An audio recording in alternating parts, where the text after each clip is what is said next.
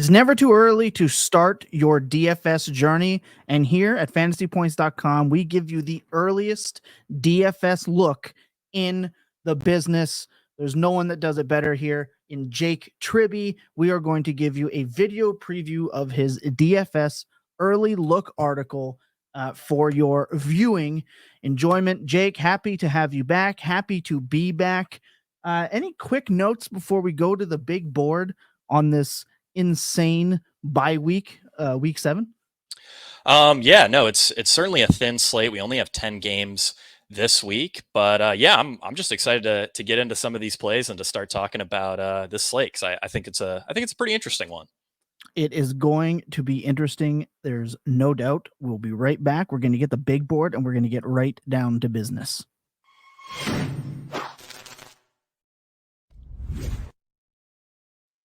Let's look at the big board. And of course, you want to start with the anchor. If this is a position that if you hit, you can make some mistakes further down the line. This week, I have some questions about your pick here. He's not looked very good. This is a player that benefited a lot from touchdown variance early. What are you seeing aside from who he's playing that makes Jordan Love your DraftKings 5,800 QB10, Fanduel 7,800 QB6, so a little higher on Fanduel? What is it about Jordan Love this week that has you in? Yeah, so obviously on a slate where we only have one game with a total over 45.5, and that game happens to be the Los Angeles Chargers against the Kansas City Chiefs. That's really going to concentrate ownership, but it's hard to argue that either Justin Herbert or Patrick Mahomes are strong values, at least compared to Jordan Love, when you look at this entire board, because they are significantly priced up. Jordan Love at only 5,800 has the dream matchup against a Denver defense that's pressured opposing quarterbacks just 37 times this season. That's the sixth worst mark among teams with 6 games played.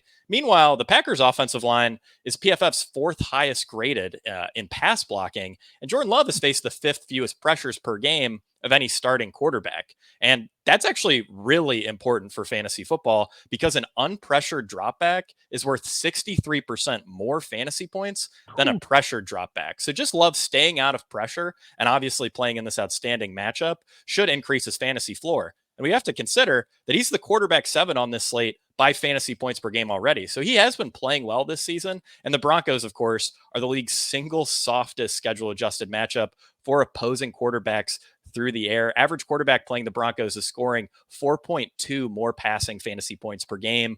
And then you combine that with the added explosiveness that this offense gains from a healthy Christian Watson, who we will talk about later.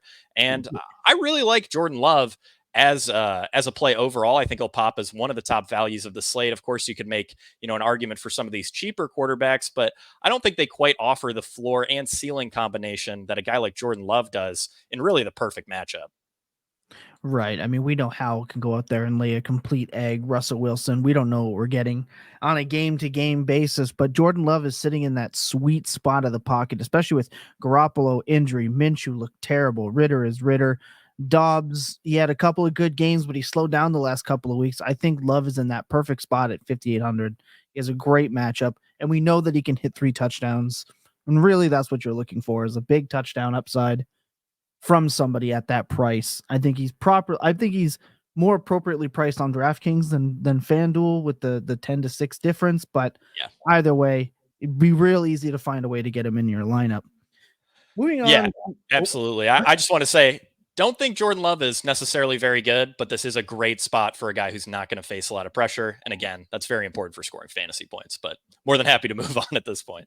Right. Again, multiple touchdowns. That's all we need, baby. All right. Running back. This is a position that every week seems to just be grinding out either top performers or the players you're reaching for is leaving you busting realistically. I like who you have here. He's obvious. He's back. He's healthy. Everyone's been waiting, and it looks like a smash matchup, like you said. He's the RB1 on both DraftKings and FanDuel. It's Austin Eckler. Happy that have him back, especially with Christian McCaffrey being out. Let's talk Austin Eckler. Yeah. So, I already mentioned the two quarterbacks in this game that I'm sure everyone's going to want to play. But again, they are a little expensive relative to how they're going to project. Eckler on a fairly thin slate at running back, especially on the higher end, I think is going to be a player that a ton of people want to target. Probably going to end up being one of the most owned players on this slate. And we have to remember, he picked up an ankle injury in week one and still accounted for 25% of his team's expected fantasy points. That was with a fully healthy group of Chargers pass catchers. Now Mike Williams is on injured reserve, and last year Eckler averaged 10 and a half targets per game and earned 28% of team expected fantasy points in the two games that he played without Mike Williams, but with a healthy Keenan Allen, which should be the exact setup that we see in week 7. Now, for perspective, 10 and a half targets per game would beat out wide receivers like Tyreek Hill and Travis Kelce this year. 28% of team expected fantasy points per game is right behind Christian McCaffrey, who's at 29% for the league lead. Eckler's role just couldn't be more secure. He's playing in by far the best game environment of the slate. And, it's a slate where, at least at running back, we really don't have many compelling options to pay up for. Yeah, it's Austin Eckler. He's been unreal. I can't see a reason. They're going to need him to be unreal again. And what I find interesting is who you actually have him paired with on this list. We're double dipping in the running backs for this game. We're bringing it back, if you would, with a much cheaper option, which seems a little odd to me with so many bye weeks for a guy who has just been a workhorse in the Kansas City backfield. I did not expect this receiving workload here this early in the season, but it's not a fling. It's not just going away. And it's Isaiah Pacheco. He is 6,100 on DraftKings, right now 7,400 on Fanduel. That's good for RB13 and RB9 respectively. Why are you choosing to bring it back with Mr. Pacheco? Yeah, I mean, Pacheco, I think, DraftKings this year has been really lazy with moving up prices on a select handful of players, and Pacheco has certainly been one of them. He's averaged 17.4 expected fantasy points per game and 17.5 actual fantasy points per game since week 3, and those marks would rank 8th best and 10th best among all rushers with multiple games over the full season. So that already presents some decent value relative to his DraftKings salary, and a big part of Pacheco's value right now, like you mentioned, is that expanded receiving role. He already has more catches than he did all of last season, and he's exceeded a 30% route share in 4 of his 6 games this year, which is something he only did once last season. So he'd be a value on this slate regardless of opponent. But now he gets to play the Chargers in by far the highest total game of the slate. And I can't stress this enough. The fact that we have one game that has a total that's 5 points higher than the next closest game means that is a particularly juicy target for DFS purposes. And the Chargers are a pretty strong matchup. They are PFF's second worst graded run defense this year. And we can't forget that they were the nuts matchup for running backs last year, allowing a league high 5.4 yards per carry. Pacheco is an awesome value relative to his salary. And then I think once you factor in the opponent and game environment, I mean, you could argue he's the best running back play of the slate. I have nothing to disagree with you on here. I think Pacheco is a smash. He is a player I've tried to put in every single lineup. He's just producing. He is an anytime touchdown machine. Oh, yeah. Goal line work, receiving work, 2-minute drill, doesn't matter. He's on the field. So absolutely love stacking those two. This next running back, though, I think some people are going to be maybe hurt by because everyone's wanting the big Jahmyr Gibbs breakout game.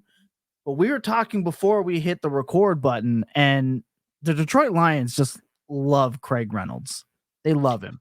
And he's so cheap, 4,900 on DraftKings, 5,600 on FanDuel for a guy who could easily see 15 touches. Let's talk about it.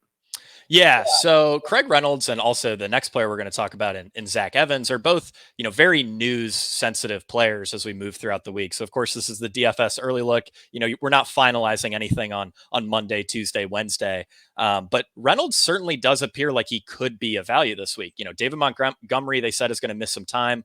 I believe the lovely Dr. Edwin Porras had a tweet that said, the median missed time for a running back with David Montgomery's injury is about 2 weeks. Jahmyr Gibbs is still dealing with a hamstring injury. Granted, he does appear to be on pace to play in week 7. And then, of course, Zonovan Knight was recently placed on IR, and that leaves Craig Reynolds and Divine Ozigbo, who has 17 carries across his 5 career seasons, as the Lions' only fully healthy running backs right now. And, obviously Gibbs wasn't active last week, but after David Montgomery went down midway through the second quarter, Reynolds earned 86% of snaps, 72% of routes, and 76% of backfield XFP. And that was a game where Divine Ozigbo was also active. So he's clearly the preferred backup rusher ahead of Ozigbo. But really, this is, debating Craig Reynolds comes down to Craig Reynolds versus Jahmyr Gibbs. And of course, if we know Jahmyr Gibbs is fully healthy. Well, that could knock Reynolds out of play. But we have to remember that the Lions were notorious for treating DeAndre Swift with kid gloves whenever he wasn't 100% healthy. Yeah. And, Jahmyr Gibbs was the number 12 pick. He just missed some time. It might make sense that they want to be conservative with him coming off a soft tissue injury, especially the dreaded hamstring. So, again, this is largely dependent on the health of Jahmyr Gibbs, what kind of reports we get later in the week. But, Craig Reynolds seeing, like you said, 10, maybe upwards of 15 touches at a $4,900 DraftKings salary, $5,600 Fanduel salary would make him pop as a great value. Of course, all dependent on Jahmyr Gibbs' health.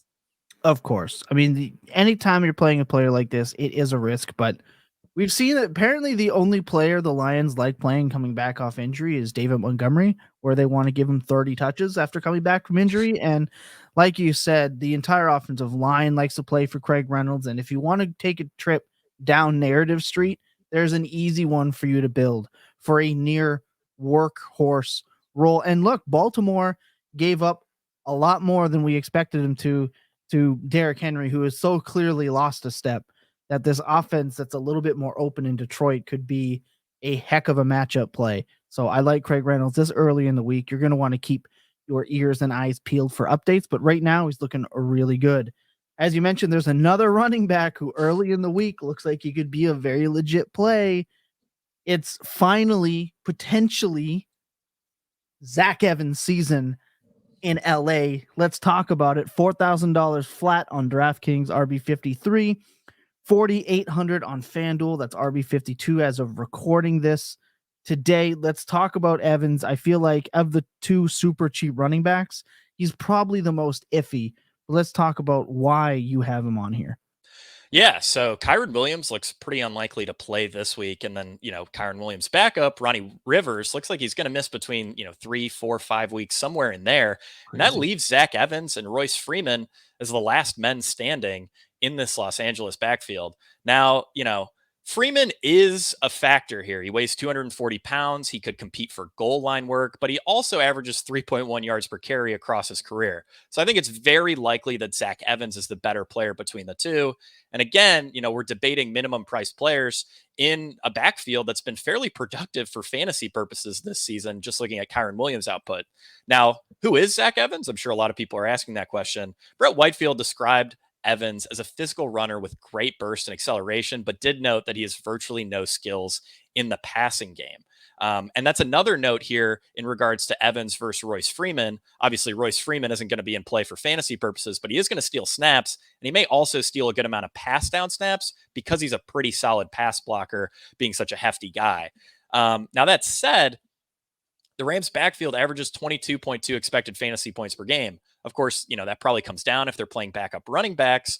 But if Evans can steal, even 60% of that number, which I think is pretty reasonable if his only backfield competition is Royce Freeman, then he would pop as a solid value at just 4,000.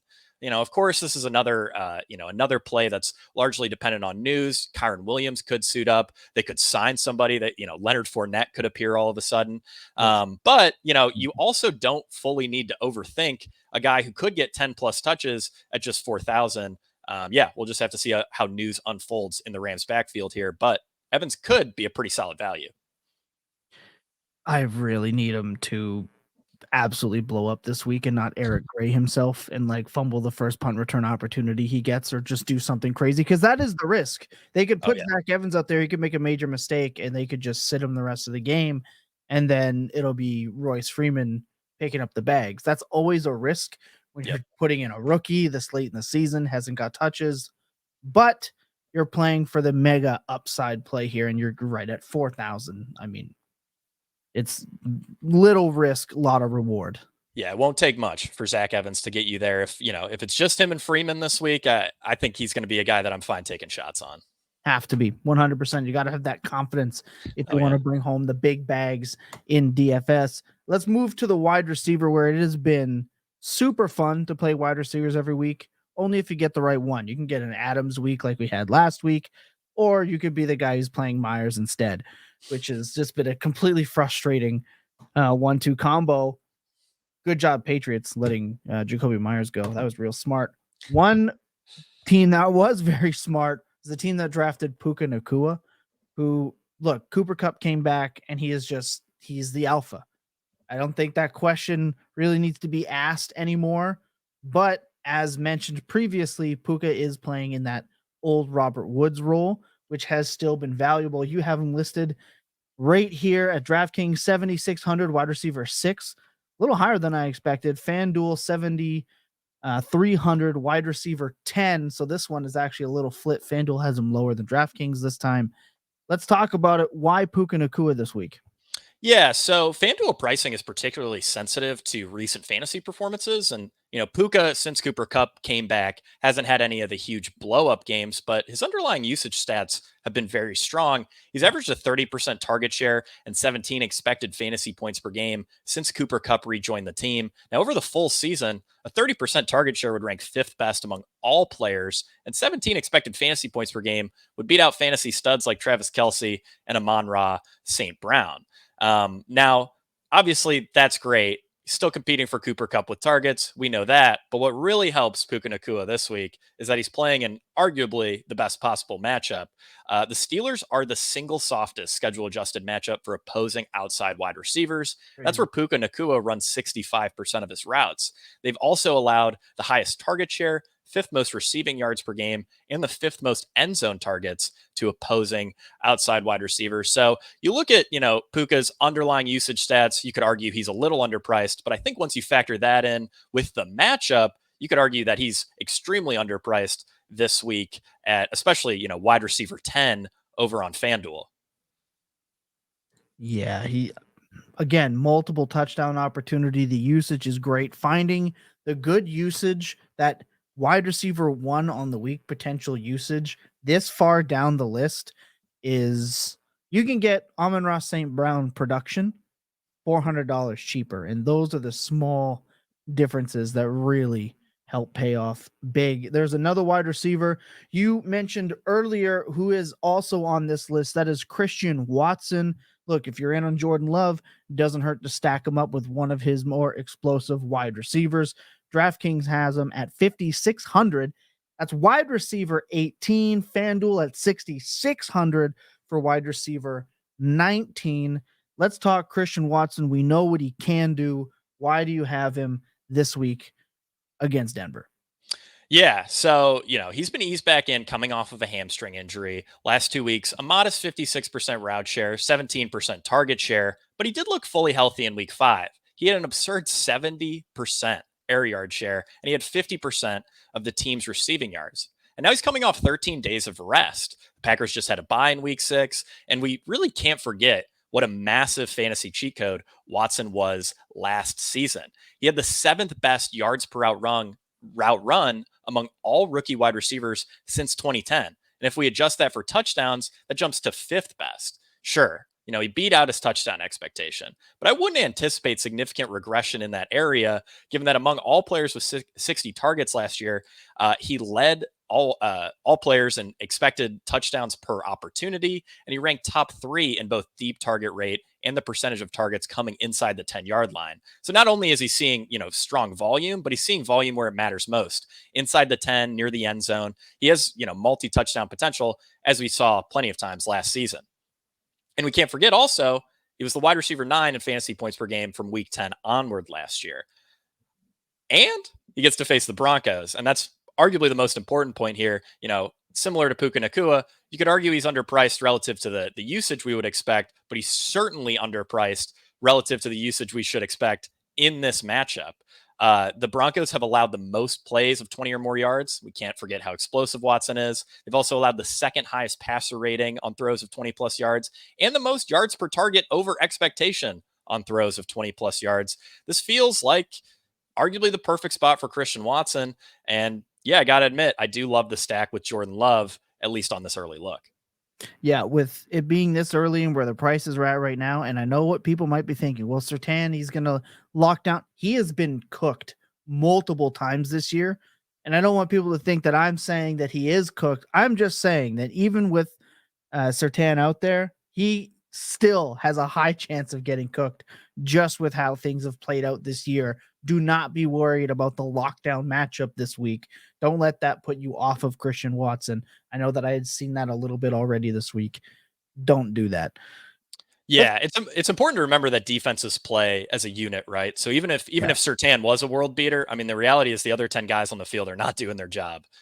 So Denver, I still think they're a matchup to target, even if you are afraid of one particular corner. Right. I feel like that's one of those things where matchups can get skewed in a way that that would put people off of a player. Don't let that happen to you this week. Don't overthink this. Now, another wide receiver, the last wide receiver here on the list is somebody that had some real negative vibes coming into the season, but he is now officially balling out. Even in weeks where he doesn't have a ton of receptions, he has scored some touchdowns. Last week, he's coming off probably his most productive game of his career, back-to-back good games for Drake London, an absolute alpha elite wide receiver, and we're still getting him cheap. He's wide receiver 23 on DraftKings at 5,100. Like you said, Fanduel reacts a little bit more suddenly to good fantasy output. So he's wide receiver 14 on FanDuel at 6,900. Let's talk about Drake London. It is Tampa Bay. Why are you so strongly on him this early in the week? Yeah. So, I asked Chris Wecht, one of our film experts, one of our charters here at Fantasy Points. I said, what's the deal with this Atlanta offense right now? Why are, Desmond Ridder and London and Pitts all of a sudden crushing? And he said, well, they're trying this new thing called throwing the ball to their good players. And I got to say, the data really bears this out. London hasn't seen fewer than 6 targets in a game since week 1. And over the last 5 weeks, he ranks 9th in targets per game, 13th in receiving yards per game, and 14th in expected fantasy points per game among slate eligible wide receivers. So that obviously presents clear value relative to his wide receiver 23 DraftKings price. Now, we have to remember, of course, that London's quarterback is Desmond Ridder, who ranks bottom 10 in both catchable throw percentage and accurate throw percentage of 35 qualifying quarterbacks this year. And that means target quality could be a real issue. And, his head coach is Arthur Smith. This Atlanta offense is run first. That means target volume could be a real issue too. So, London's floor is pretty low. But the good news for London is that Atlanta is listed as a 2.5-point underdog, which should push them a little more pass heavy. And surprisingly, Tampa Bay has been a top 5 pass funnel this season, logging a plus 5.7% pass rate over expectation on the defensive side of the ball. So that means the teams are throwing the ball about 6% more than expected against Tampa Bay. So again, London's floor is rock bottom. You could argue his floor is the center of the earth with Desmond Ridder and Arthur Smith by his side, but his strong volume over the last 5 weeks presents compelling value relative to his salary. And then you tack on a great matchup on top of it. It's easy to get behind London as a play this week. Good players play well when they get the ball. I mean, who knew? I mean, if that's what Chris is out here saying, then maybe Arthur Smith finally got the message. All the picketing. He did. He did preface it with, this is Arthur Smith, and they also did lose last week, so they may go away from the whole giving their good players the ball thing. Right, Tyler Algier, 30 touches incoming this week to make everyone sad. What won't make people sad is seeing a tight end on your list that isn't Zach Ertz, which I think is refreshing. Even though Zach Ertz was balling out, I love to see this rookie come in, Michael Mayer, finally getting the opportunity to ball out. He is still cheap, 2,700, tight end 23, which it just seems kind of weird to me that he's that low with tight ends. But FanDuel has him at 4,900 at tight end 16. Why Michael Mayer right now? Yeah. So, if you've been playing DFS these last 6 weeks, you've probably, at least if you're playing, according to a set of projections, you've probably been rostering a lot of geriatric tight ends and Logan Thomas and Zach Ertz. But like Thomas said, time to get away from that. Prior to last week, Mayer was locked into a legit tight end committee with Austin Hooper. Mayer only earned 32% of reps and a meager 3% target share. But week 6 saw a notable shift in how the Raiders use their tight ends. Mayer ran a route on 67% of the team's dropbacks and actually earned a 21% target share. He had 6 targets, which was more than Devontae Adams. Now, of course, the matchup was tough. You could argue the team was keying on Adams, but the fact of the matter is we just love that Mayer's out there for about 70% of the team's routes at such a cheap price tag. Now, Jimmy Garoppolo is dealing with a back injury. That leaves a lot up in the air in terms of projecting this offense for week 7. But again, Mayer's appears to be a full-time tight end now. And even if we're only anticipating 4 or 5 targets for him, at 2,700, that easily makes him the best play of the players you see on your screen before you, and probably will make him one of the top tight end values this week. Like, I can't believe the names Mike Gesicki, Will Dissly are just under Mayer. Like, it's easy to forget with Laporta being as good as he is and the Kincaid hype that Mayer was regarded as one of the best tight end prospects we've seen in a long time from a pure pass catching manner. And now that he's balling out, people are going to be slow to react, and you want to be fast to react on that before that ownership picks up. Again, like Jimmy G may not be playing, Mayer may not, but we know what backup quarterback's life, and it's tight ends. So everything could fall into place for Mayer. Like Jake said, they may not be the best targets, but they're going to be the targets. And if you get 5 targets to a tight end at that cheap, should be ecstatic, pants off, dance off, the whole thing. That's what you're looking for. And remember, Mayer is #good, and people are seeing that. Absolutely. Jake, the article drops here shortly. If you're watching this a little later, it already has dropped. You can go and find it at fantasypoints.com. Every week you do this. Yeah, that's right. So the article's out every Tuesday morning. And then, we also have this lovely early look video that we're also doing that comes out on Tuesdays. So ton of early week fantasy football content over at Fantasy Points. And then, of course, plenty of content as the week goes on, as we get more dialed into these plays. So don't want to miss anything going on over at fantasypoints.com. Correct. And if you're late to the game somehow and you haven't heard the Fantasy Points data suite as data.fantasypoints.com, only $50 for the season. Get in there, see what we're seeing, and get up to date with the best of them. The speed in which that the data gets out. It's already out. This is Tuesday. It was out Monday. You're already late to the game. Get up to date at data.fantasypoints.com. For myself, Thomas Tipple at El Nostra Thomas, and for Jake Tribbey, the man himself, this is the DFS Early Look. We'll see you guys next week for more inside information. Till next time.